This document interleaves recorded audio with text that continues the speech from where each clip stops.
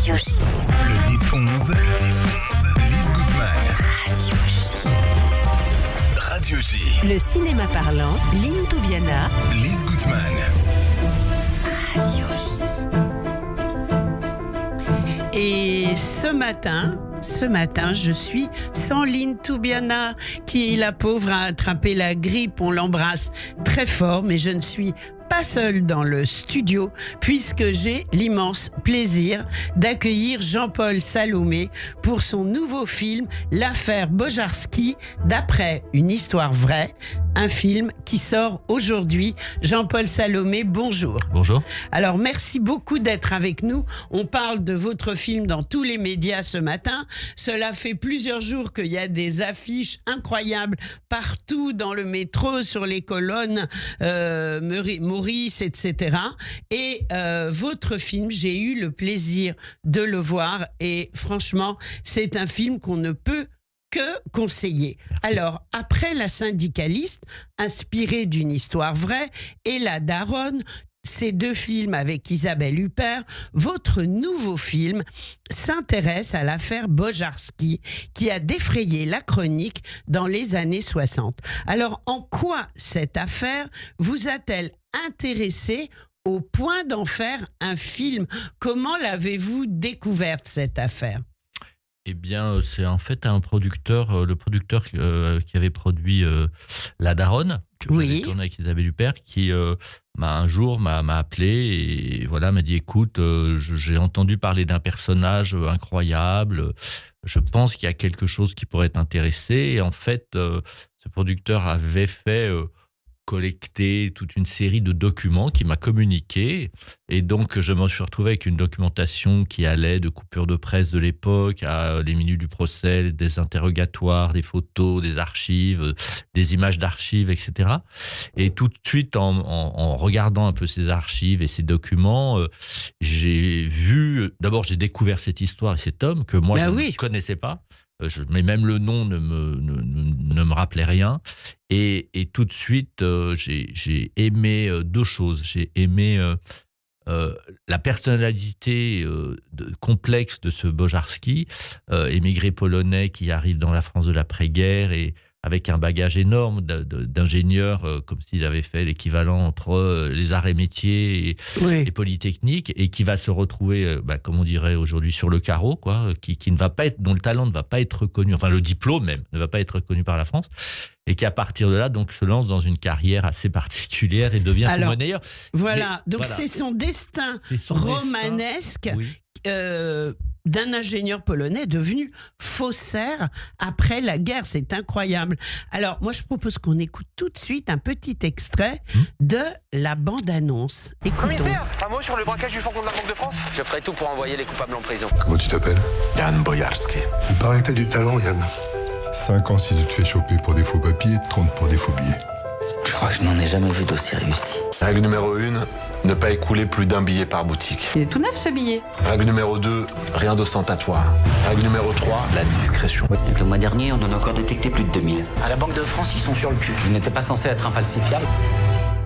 Ça prendra le temps que ça prendra, mais je vais vous arrêter. Quand j'en aurai assez, j'arrêterai de moi-même. Non. L'affaire Bojarski. Alors justement, avec Lynn Toubiana, puisqu'on a vu le film toutes les deux, on s'est demandé quelle était la part de réalité et de fiction dans votre film, puisque le titre sur l'affiche officielle, c'est « L'affaire Bojarski d'après une histoire vraie ». La part de fiction et la part de vérité, de réel, elle est un peu compliquée à déterminer aujourd'hui, parce que c'est vrai que moi, j'ai essayé d'être fidèle à l'esprit. J'ai essayé de faire reconnaître ce personnage, mais en même temps, c'est pas un documentaire. Moi, je me suis permis d'amener ma sensibilité, d'abord d'en faire un film de 2h10, ce qu'il faut déjà contracter des fois des passages, parce que l'action du film se déroule sur plus de 20 ans. Mais oui. Et en plus, je voulais éviter le côté biopic simple qui, moi, des fois, commence un peu à me fatiguer en tant que spectateur. Là, on est tenu en haleine, quand même. Parce que dans la vraie histoire, et c'est ce deuxième élément qui tout de suite m'a séduit, où je me suis dit qu'il y avait quelque chose de très cinématographique, c'est qu'au-delà du portrait de ce personnage et de ce qui lui arrive et de son génie pour devenir l'un des plus grands faux-monnayeurs du monde, il a quand même été poursuivi et traqué pendant 15 ans par le même flic. Voilà. Et ça, tout de suite, ça donnait évidemment une structure de polar, de thriller, et ça nous obligeait à ne prendre que les moments forts de cette histoire, et en tout cas à s'en servir, parce que ces moments étaient déjà là principalement. Donc c'est le mélange d'éléments cinématographiques là, et en même temps un travail qu'on a fait avec Bastien Daret, le scénariste, pour aussi des fois dégraisser des choses, à aller vers un peu de simplification, parce que sinon l'histoire devenait très compliquée, et puis remettre de la tension. Mais quand je dis j'essaye d'être fidèle aux émotions de ce que j'ai ressenti en lisant toute cette documentation, et par moments, même si on devait un peu tordre la réalité, mais finalement, je crois que finalement on l'a pas si tordu que ça, et on est resté plutôt fidèle. En tout cas, beaucoup sur tout ce qui est du mécanisme, comment cet homme est devenu un faussaire et comment il a fabriqué ses billets, et toute cette méthode incroyable qu'il avait mis sur pied, parce que c'est quand même un génie. Au-delà de génie, c'est un gros bosseur, et puis c'est un type extrêmement cartésien, matheux. C'est tout juste, il ne faisait pas des stats pour savoir comment ne pas se faire attraper. Oui. Donc il était un peu inattrapable, si on peut dire. Et donc ça, c'est très proche de la réalité. La partie qu'on a dû fictionner, parce que faute de documentation, c'est sa partie intime et sa partie de sa famille. Comme c'est pas un personnage connu, il n'y a aucune biographie de ce personnage, personne Bien ne sûr. s'est penché sur Bojarski. Donc c'est vrai que les rapports avec sa femme, les rapports avec ses enfants, on connaissait certaines étapes de leur vie, mais pas tout. Mais on a essayé d'être le plus juste possible psychologiquement sur comment ce couple a vécu ce secret, comment ses enfants ont vécu ce secret. Et le fait d'avoir ensuite rencontré la vraie Anne Bojarski, qui est donc la fille de Bojarski, qu'on voit dans le film ado et bébé jusqu'à l'adolescence, et qui, elle, en voyant le film, nous a... en tout cas, a été très touchée par le film et nous a dit que c'était proche, même dans la vie de famille, de les souvenirs qu'elle avait. Ça nous a beaucoup rassurés. Ouais. Oui, c'est rassurant. Et puis, c'est d'un réalisme, votre film, forcené. Alors justement, parce qu'on y est, on est dedans. On va en parler dans quelques instants. On n'a pas encore parlé des comédiens. Bojarski, dans votre film, c'est interprété par Reda Kateb. On a également Sarah Giraudot, Bastien Bouillon et Pierre Lotin, tous un par un des comédiens tout à fait exceptionnels. Oui, et j'ai eu la chance, d'abord j'ai eu la chance d'avoir Reda Kateb qui porte le film sur ses épaules, parce que c'est le personnage principal. Et Reda, en fait, en plus, j'ai vraiment écrit pour lui, parce que dès le début, quand j'ai su que j'allais écrire ce film, avant même de commencer à écrire le scénario, on s'est croisés par hasard, et tout de suite je me suis dit, mais c'est lui qui fera Bojarski. Pour lui que vous avez écrit le scénario. Vraiment, j'ai écrit pour lui, en pensant à lui, parce que je trouvais qu'il avait ce talent. Évidemment, c'est un comédien que j'admire beaucoup, avec lequel je rêvais de tourner. Et là, je me suis dit, c'est l'occasion. D'abord parce que c'est un comédien qui est très très bon et qui saura habiter les silences dont le personnage va s'entourer, parce que c'est un personnage par moments solitaire, par moments toutes ces périodes où il fait ses billets seul dans un atelier. Et en même temps, c'est pas un documentaire, même si on explique vraiment précisément ce qu'il fait, mais fallait aussi qu'il se passe quelque chose sur son visage, qu'on sente l'exaltation, la fatigue, la durée du temps qui passe. Bon, voilà, je savais que Reda avait cette capacité-là, et donc j'ai écrit pour lui. Et puis ensuite, tout le casting s'est fait autour de lui, avec Sarah Giraudot qui joue sa femme, Bastien Bouillon qui joue le fameux flic, Maté dans le film, et qui dans la réalité s'appelait le commissaire Benamou, et qui a traqué donc pendant plus de 10 ans, 12-13 ans, le personnage de Bojarski. Ils se sont frôlés à certains moments. Bon, on ne va pas dévoiler le film, mais il y a une vraie relation qui s'est construite entre eux. Oui, il y a une vraie relation qui s'est construite entre eux, évidemment à distance, vu que c'est le chat et la souris, quoi. Bien sûr. Après, là où le cinéma a pu, grâce à la fiction, à inventer certaines scènes, c'était vraiment parce que, pour répondre d'abord, moi je pense à un plaisir de spectateur que ces deux personnages se croisent à un moment dans le film, et puis aussi parce que je crois que c'était une frustration dans la réalité du personnage du commissaire de ne pas avoir plus longtemps et eu plus de temps avec Bojarski pendant toute cette histoire. Et donc la magie du cinéma, on lui a offert ce temps et on lui a offert cette occasion. Mais donc, il y a cette espèce de jeu de chat et souris entre deux pendant toutes ces années. Et puis, il y a enfin le personnage que joue Pierre Lotin, qui est le meilleur ami venu de Pologne comme Bojarski. Et Pierre est un comédien extrêmement surprenant et de composition. Et il arrive sur ce personnage qui vient dans le film à plusieurs moments clés. À chaque fois qu'il entre dans le film, il y a vraiment une bascule de ce qui se passe parce que ça va influer sur le destin de Bojarski. Et ce personnage est très fort et ce qu'en a fait Pierre est très fort. Et en plus, Pierre tenait absolument à garder cet accent polonais. Oui.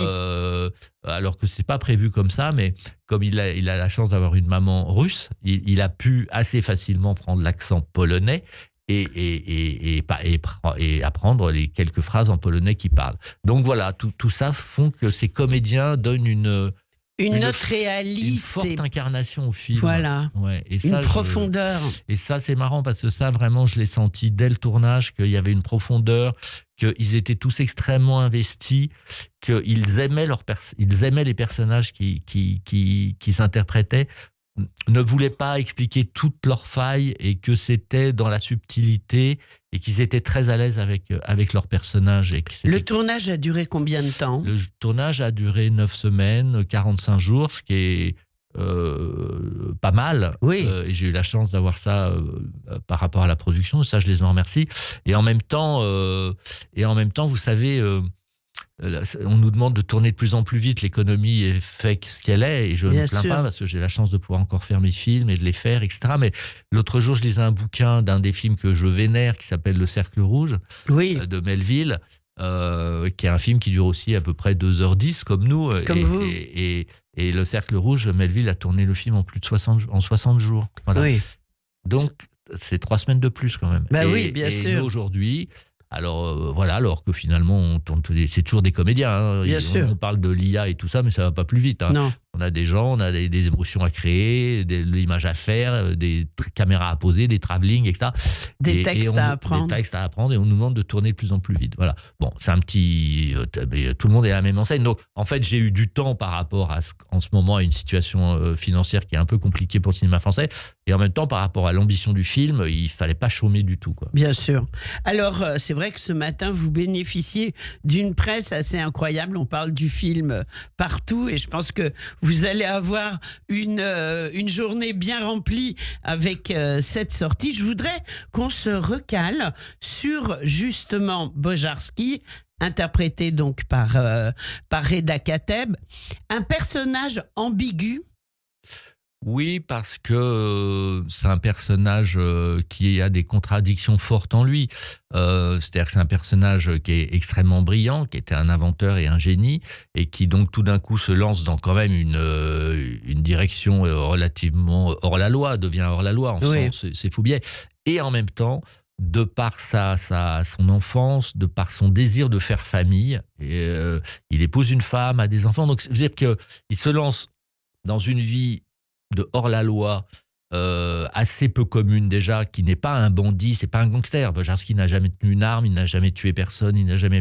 Mais néanmoins, il défie l'État à l'époque en faisant des faux billets. Complètement. Et tout ça au fond de son jardin, dans sa cabane puis dans l'ignorance totale de sa famille. Et voilà. Et les enfants peuvent même pas dire quel métier fait leur père à l'école. Voilà. Et donc dans l'ignorance totale de sa propre famille. Et donc cette espèce de double vie où en même temps de l'extérieur il veut absolument pour rester totalement invisible, se fondre dans la masse et donc surtout ne pas se faire repérer.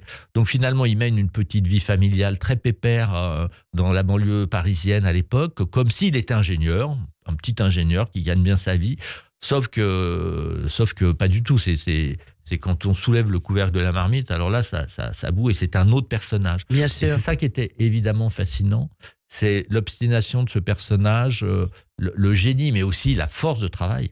Parce que tout génie qu'il est, il a passé sa vie à faire des faux billets, au détriment aussi des fois de sa famille et de sa femme et de ses enfants. Donc c'est toutes ces contradictions que je trouvais intéressantes et que avec l'âge, la maturité, l'expérience, je comprenais et que j'estimais pouvoir transmettre aux spectateurs. Enfin, que j'espérais pouvoir transmettre. Ça, c'est vraiment très réussi parce que vous nous avez transmis. Là, je parle en tant que spectatrice et ça présente un intérêt et on a un plaisir à voir le film vraiment un coup de cœur.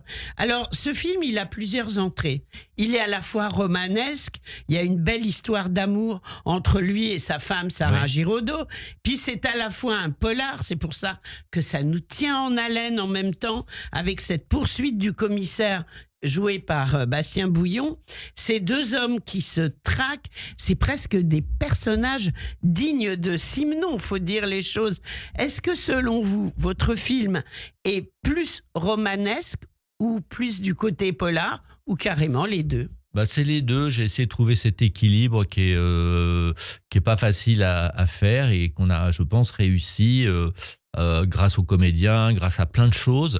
Mais en tout cas, j'aime beaucoup quand on parle de ce que vous ressentez par rapport même à une vision à la Simenon, parce que c'était quelque chose que je trouvais important aussi de cet homme, de héros Simenon dans la France de l'après-guerre, un personnage comme ça qui peut paraître un peu gris de l'extérieur et qui ne l'est pas du tout en fait, et qui traverse la France en imperméable avec son chapeau et sa valise sur des quais de gare, des trains et des hôtels, comme s'il avait une petite vie de représentant de commerce, alors que sa valise, elle est pleine de faux billets. Bien Donc sûr. c'est ça que je trouvais fascinant, et le polar nous aidait à ça. Donc j'aime beaucoup qu'on parle de Simenon en parlant de l'affaire Bojarski, parce que c'était une source d'inspiration.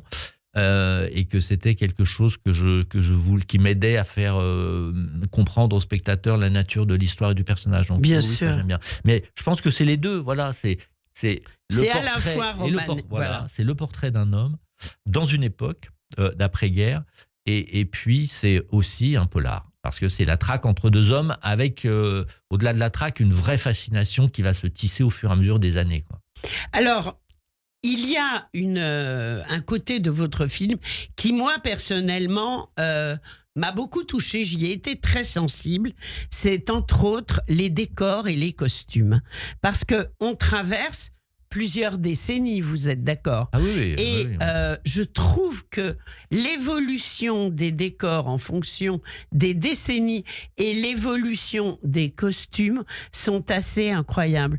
Moi, personnellement, les auditeurs le savent, je suis née au tout début des années 60. Donc ces décors, je les ai connus en fait dans mon enfance. Et je trouve qu'il y a une évolution qui est absolument remarquable.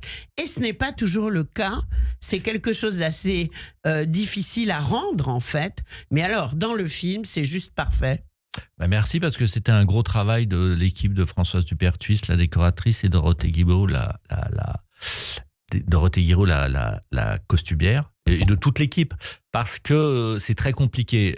Moi, en plus, j'avais des souvenirs un peu mitigés de certains films en costume que j'ai faits. Le dernier, c'était Les Femmes de l'ombre, film que j'ai tourné il y a plus de 20 ans, oui. et qui m'avait...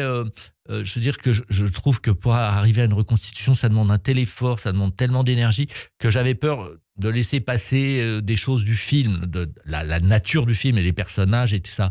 Donc là, c'est pour ça que depuis, je n'avais plus fait de film en costume. Et là, de la force de l'histoire, évidemment, quand je me suis dit, j'ai envie de faire l'affaire Bojarski, je savais très bien que non seulement on allait faire une reconstitution, mais comme vous dites, qu'il fallait passer sur 20 ans. Mais oui. Voilà. Et alors, comme vous, je suis des mêmes dates de naissance à peu près. Oui. Donc, j'ai connu cette époque. En fait, on a travaillé énormément avec toute l'équipe artistique du film, parce que autant en amont, d'abord parce qu'on n'avait pas beaucoup d'argent. On n'avait pas tout l'argent qu'on pensait dont on aurait besoin. Donc, il a fallu faire des choix artistiques drastiques sur aussi bien les extérieurs que les intérieurs, parce que c'est un film qui a beaucoup de décors. Et ça, c'était un des points qui rendait la production du film compliquée. Et voilà, et on s'est posé vraiment la question, comment on fait le passage des années, comment on fait comprendre tout ça, en étant en même temps le plus beau possible, et en même temps sans faire clinquant et ostentatoire. Ah non, alors, mais c'est naturel. Comme on n'avait pas l'argent pour être ostentatoire, je pense que ça nous obligeait à être assez malin, et que finalement, ça a complètement servi le film. Et ça a d'autant servi le film que dans l'optique que je m'étais fixé de rester moi metteur en scène une fois que la préparation était faite, mais de rester seulement avec l'histoire que j'ai envie de raconter, les comédiens, les sentiments, et pas être là à surveiller la moindre voiture, le moindre bibelot et tout ça. parce que le travail était impeccablement fait. Vraiment. Je pense que je me suis vraiment concentré sur le cœur du film et qu'en même temps, derrière, tout ce qui fait partie des années qui passent, etc., est très bien fait. Et il y a aussi une autre chose dont les gens parlent moins alors que c'est très important, c'est le maquillage et les coiffures. Mais oui, bien sûr. Parce qu'on n'a pas du tout... D'abord, ça en fait partie, voilà, en fait. On n'avait pas les moyens non plus de faire des espèces comme on fait aujourd'hui, des prothèses de latex pour faire des rides, des machins, des trucs. Ah oui. Et finalement, quand on voit le film dans la durée des 2 heures et de ses 20 ans, on ne voit pas forcément les gens vieillir, un peu comme nous dans la vie. Sauf que sincèrement, vous prendriez une image du début et une image de la fin, vous verrez que vraiment il y a eu un gros effort de fait. Il y a une différence sur les visages, les costumes et surtout les coiffures et les visages. Et sans artifice parce que... c'est d'un naturel absolu. Je voulais rester ça. Donc ça vraiment toute l'équipe déco, costume, mais aussi maquillage, coiffure, ils ont fait un boulot de dingue. Voilà, on les félicite parce que ça m'a énormément touché. On est dans l'écran, on est dans le film avec vous grâce à cela, entre autres. Alors, quelle est la question que vous aimeriez qu'on vous pose et que peut-être je n'ai pas posée ce matin sur le film ? On a parlé de tout. C'est difficile ça. Je sais pas qu'est-ce qu'on m'a pas posé comme question. Je crois qu'on a fait. Non, c'est moi en tout cas ce que je voulais dire, c'est que j'ai eu un rapport au comédien très fort sur ce film. C'est d'abord parce que quelqu'un m'a beaucoup appris sur mes 2 derniers films, c'est Isabelle Huppert. Et quand on a la chance de tourner avec Isabelle, ça met un niveau assez haut et qu'après on n'a plus envie de redescendre. Parce que d'abord on passe tellement de bon temps avec elle et que on a vraiment l'impression d'être dans le cœur du réacteur là, et on dit on y est et là on est avec quelqu'un de génial et c'est formidable et qu'après on veut retrouver cette excitation là et que je l'ai retrouvé avec tous ces comédiens aussi, ce qui n'est pas toujours simple, ce qui n'est pas toujours facile, mais là en tout cas ça a été un vrai plaisir et on a partagé l'envie de faire exister ce film, d'autant que la production avait été compliquée à mener et que quand on y était, on s'est dit là maintenant, je veux dire, on nous a bien emmerdés pendant tous ces mois avant, on va pas lâcher le morceau et on va faire exactement ce qu'on veut et on va prouver à tout le monde qu'on avait raison de vouloir faire ce film. Et la preuve. Alors, ce film à voir absolument, on y court. L'affaire Bojarski, d'après une histoire vraie. Un film de Jean-Paul Salomé. Très très vite, il reste des billets Bojarski. Moi, j'en ai pas malheureusement. Par contre, si vous en trouvez, je pense que c'est le moment d'en acheter parce que pourrait y avoir une certaine plus-value là qui se passe. Oui. Donc, laissez tomber le Bitcoin et achetez des Bojarski. Voilà. Ce sera le conseil de Jean-Paul Salomé. Merci beaucoup d'avoir été avec nous ce matin sur Radio J. Un film à découvrir, l'affaire Bojarski. Merci beaucoup, Jean-Paul Salomé. Merci. On vous souhaite tout le succès que vous méritez.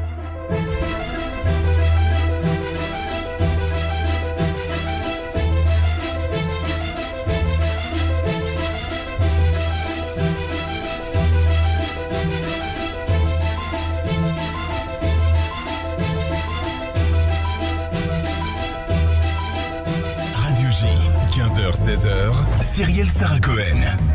Retrouvez-moi en direct à 15h pour le moment culture de Radio J. Écoutez, j'étais enchantée.